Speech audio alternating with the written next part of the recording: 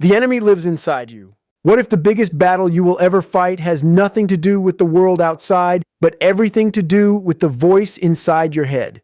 Most people spend their entire lives running from external problems, bad jobs, toxic relationships, financial struggles, never realizing that the real enemy is whispering directly into their ear every single morning. That internal voice is not your friend. It is the most sophisticated, most deceptive, most dangerous opponent you will ever face because it knows every single one of your weaknesses, every fear you've buried, every excuse you've rehearsed. It watched you quit last time. It remembers exactly when you gave up, and it uses that information against you daily. The enemy inside doesn't attack you with weapons. It attacks you with comfort. It says, rest tomorrow. You've done enough. You're not built for this. And the terrifying part? You believe it. You trust it because it sounds exactly like you. It uses your own voice, your own logic, your own history. This is not motivation. This is war. And the moment you realize that your thoughts are not always your allies, that your mind can become your prison, that is the moment your real transformation begins. The war against yourself is the only war that matters, and most people never even show up to fight it. Comfort is the weapon that kills dreams silently. What if comfort is actually the most dangerous drug ever created, and you've been addicted to it your entire life without even knowing? Nobody talks about this. Everyone celebrates relaxation, vacation, ease, pleasure, but nobody tells you what comfort actually costs you in the long run. Comfort doesn't kill you dramatically. It doesn't break you loudly. It slowly, quietly, systematically dismantles everything you could have become. It works like a slow poison, tasteless, odorless, painless, until one day you wake up at 40, 50, 60 years old and realize that the person staring back at you in the mirror is a shadow of who you were supposed to be. Every time you chose the couch over the gym, comfort won. Every time you stayed silent instead of speaking your truth, comfort won. Every time you hit snooze instead of attacking the day, comfort won. And the score keeps adding up. The scoreboard of your life is filled with wins for comfort and losses for your potential. Here's what nobody wants to hear. Like, you are not tired. You are comfortable. There is a massive, earth-shattering difference between those two things. Tired is physical. Comfortable is a choice. And every single day you choose comfort over growth. You are writing the story of a person who surrendered without ever going to war. Comfort is killing you softly, and you're smiling while it happens. Your past does not define you, but your response does. What if everything terrible that ever happened to you was actually the exact fuel you needed to become unstoppable? And you've been wasting that fuel your entire life? People walk around carrying trauma like it's a life sentence. They use their painful past as an explanation for their present failures. I grew up poor. My parents didn't love me. I was abused. I was rejected. I failed before. These are real things. These are painful things. Nobody is dismissing your pain. But here's the brutal truth that will set you free or destroy you depending on whether you're ready to hear it. Your past is not your prison unless you hand it the keys. Every person who has ever done something extraordinary on this planet went through something. Darkness, betrayal, loss, failure, humiliation. The difference between those who rise and those who rot is not what happened to them. It is what they decided to do with what happened. Your trauma can be your testimony.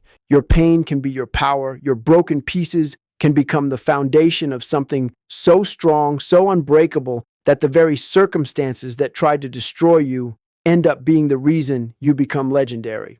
But that transformation only happens when you stop being a victim of your story and start being the author of it. Respond, rise, rebuild. Most people quit at 40%. The mind gives up first. What if your body has never actually reached its limit? And every single time you thought you were done, you still had 60% left inside you. This is perhaps the most shocking truth about human performance ever discovered. Scientists, researchers, elite military trainers, they all confirm the same terrifying reality. When your mind tells you that you're finished, when your body is screaming at you to stop, when every fiber of your being is begging you to quit, You have only used 40% of your actual capacity. 40%. That means you've been living your entire life, your career, your relationships, your fitness, your ambitions, operating at less than half of what you're truly capable of. The other 60% is locked behind a door, and the only key is suffering. The only way in is through discomfort so intense that your mind tries to shut everything down. Most people never find that door. They quit right at the threshold. They stop exactly where growth begins. Every champion, every warrior, every person who ever achieved something extraordinary did it in that 60% zone, that dark, painful, lonely space where most people have already packed their bags and gone home. The question is not whether you have more inside you. You do. The question is whether you have the courage to go find it in the darkness. Discipline is not motivation. It's a decision made in darkness. What if motivation is completely useless? And the people you admire most never waited to feel motivated a single day in their lives. This is going to hurt. Motivation is a lie. It's a beautiful, seductive, comfortable lie that keeps millions of people trapped in mediocrity. Motivation is an emotion, and emotions are temporary. They come and go like weather.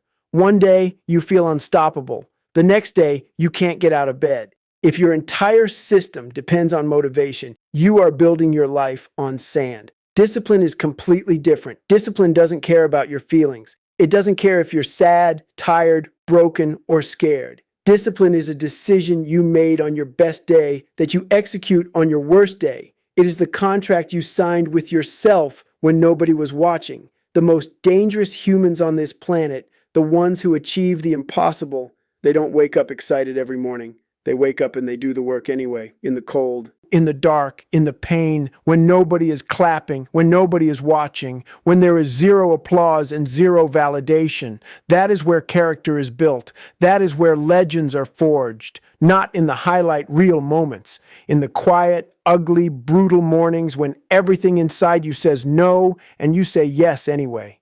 Discipline is your only real weapon. Accountability, the mirror, never lies. What if the only person truly responsible for every single failure, every missed opportunity, and every unlived dream in your life is the person you see every morning in the mirror? No more excuses, no more blame, no more pointing fingers at the economy, your family, your circumstances, your city, your genetics, your bad luck. The mirror never lies. It doesn't care about your excuses. It doesn't care about your reasons. It shows you exactly who you are, not who you plan to be, not who you could have been, who you actually are right now, based on every decision you've made up to this moment. Most people avoid mirrors, not physical ones, but the mirrors of accountability. They avoid honest conversations with themselves. They avoid journaling. They avoid reviewing their actions. They avoid sitting in silence because silence forces truth, and truth is uncomfortable. Real accountability means standing in front of that mirror and saying, I did not work hard enough. I chose comfort. I chose excuses. I chose mediocrity. And the results I have are the results I deserve. That is not self-destruction. That is self-awareness at the highest level, because only when you fully own your failures, every single one of them, without exception, do you gain the power to change them. Accountability is not punishment. Accountability is liberation. Own everything. Fix everything. What if the greatest war ever fought in human history is happening right now? Not in some distant country, not on some battlefield you can see on a map, but inside your own skull, behind your own eyes, in the 3 pounds of flesh sitting between your ears? What if I told you that you have been losing this war every single morning when your alarm goes off and you hit snooze? Every single night when you choose the television over your goals? Every single moment when you hear that voice, that soft, convincing, dangerously familiar voice that says, tomorrow, tomorrow, tomorrow, and you listen to it? What if that voice is not your friend? What if that voice is the enemy, wearing your face, speaking in your tone, using your memories against you? And you have been trusting it with your entire life. What if everything you've accepted as your limit is not actually your limit, but simply the point where you decided to stop? What if you are not living your life, but surviving it? What if the person you were always supposed to become is still in there, buried under years of comfort, excuses, and surrender, waiting, screaming, fighting to get out? This is not a motivational speech. This is a warning. This is a declaration of war, and the war starts now. The enemy is you. The battlefield is your mind. And today, right now, you decide whether you fight or whether you fold forever. Most people will never read these words and apply them. Most people will feel something powerful right now, a fire, a spark, something moving in their chest, and then they will go back to their normal life within 24 hours. The feelings will fade. The excuses will return. The comfort will reclaim its throne. That is the pattern. That is the cycle. And that cycle has been running your life like a program you never agreed to install. But you are not most people. You cannot be, not if you're still here, not if you're still reading, not if something in you is leaning forward right now, because some part of you recognizes this truth. Some part of you knows exactly what I'm talking about. You felt it. That moment at 2 a.m. when you can't sleep because somewhere deep inside, you know you are not living at your full capacity. You know there is more. You feel the gap between who you are and who you could be. And that gap is eating you alive from the inside. That feeling is not your enemy. That feeling is the most important signal your soul will ever send you. That is the alarm bell of your potential screaming for your attention. And most people silence it with food, with entertainment, with alcohol, with distraction, with anything and everything that keeps them from sitting in the uncomfortable truth of what they have not yet become.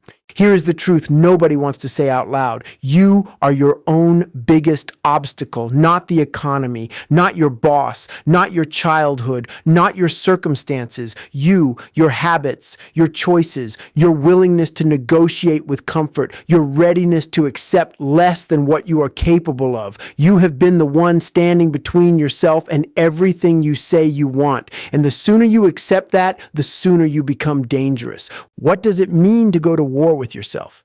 It means waking up when it's dark and cold and your body is begging you to stay horizontal and getting up anyway.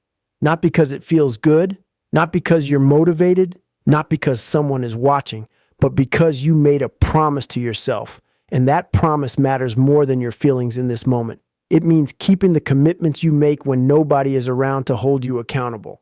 It means choosing the hard path when the easy path is right there, wide open, comfortable, and slow, slowly destroying everything you could have been. Going to war with yourself means looking at the reflection in that mirror, truly looking, not at your appearance, but at your actions, at your follow-through, at your excuses, at the promises you've broken to yourself over and over again. And it means deciding with every ounce of whatever is left inside you that today is the day the losing stops.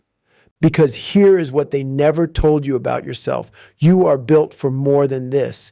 Every human being on this planet is carrying an almost incomprehensible amount of untapped capacity, physical, mental, emotional, spiritual, that they will never access because they never push past the first wall. And there are walls, multiple walls. The first wall hits and most people stop. They turn around, they go home, they say, I tried. But the people who keep moving, the ones who hit that wall and push through it, they discover something extraordinary on the other side. They discover that the wall was never the limit. The wall was the beginning. Your mind will quit on you long before your body ever does. This is not a metaphor. This is biology. Your brain is designed to conserve energy, to seek safety, to avoid pain. It is an ancient survival mechanism built for a world that no longer exists, a world where rest meant survival, where comfort meant safety. But you are not trying to survive anymore. You are trying to become. And becoming requires you to override that ancient signal.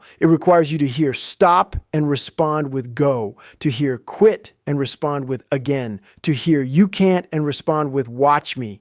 The 40% rule is real, and it will haunt you if you let yourself understand it fully.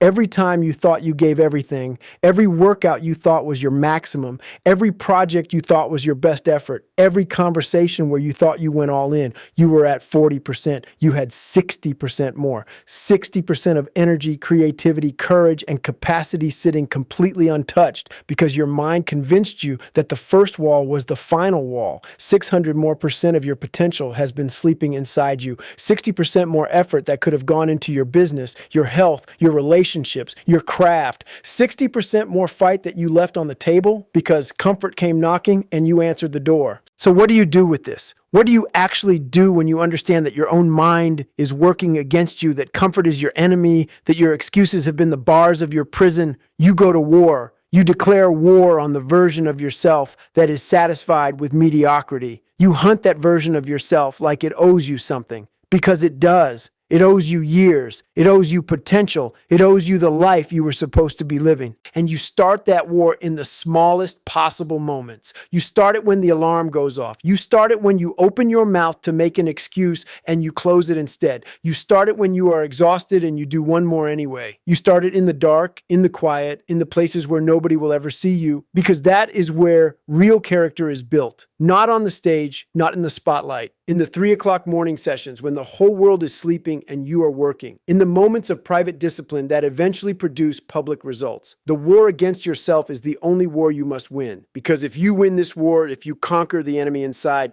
everything else becomes possible. Every external challenge becomes manageable. Every obstacle becomes something you've already defeated inside your own mind. The person who wins the internal war is virtually unstoppable in the external world. But if you lose this war, if you keep letting the soft voice win, if you keep choosing comfort, keep letting tomorrow replace today, then nothing outside of you will ever be enough. No opportunity, no relationship, no success will feel complete, because you will always know somewhere deep and honest inside yourself that you did not give everything, that you held back, that you negotiated with your greatness and chose the cheaper version of yourself. That is the real tragedy. Not failure, not poverty, not rejection. The real tragedy is reaching the end of your life and meeting the person you could have been, standing there in full glory, everything you dreamed of, everything you were capable of, and realizing they were always just one decision away from being real. Don't let that be your story. The war is real. The enemy is real. The battlefield is your mind, and you have everything you need to win, but only if you are willing to fight like your life depends on it. Because it does. It absolutely does. The war against yourself is not a one-time battle. It is a daily, hourly, moment-by-moment commitment to choosing who you want to become over who it's comfortable to remain. Every single concept in this speech points to one undeniable truth. The life you want is locked behind the version of yourself that you're afraid to confront. The enemy inside uses your voice. The comfort zone kills your dreams silently. Your past is fuel, not a prison. Your body has reserves you've never touched. Discipline, not motivation, is what separates those who rise from those who fade. And accountability, brutal, honest, unfiltered accountability, is the only mirror that will ever show you the truth. Take these 6 truths and build a war strategy with them. Not tomorrow, not Monday, not when the conditions are perfect. Right now, in this moment, the only moment that has ever existed. Go to war with yourself and refuse to lose.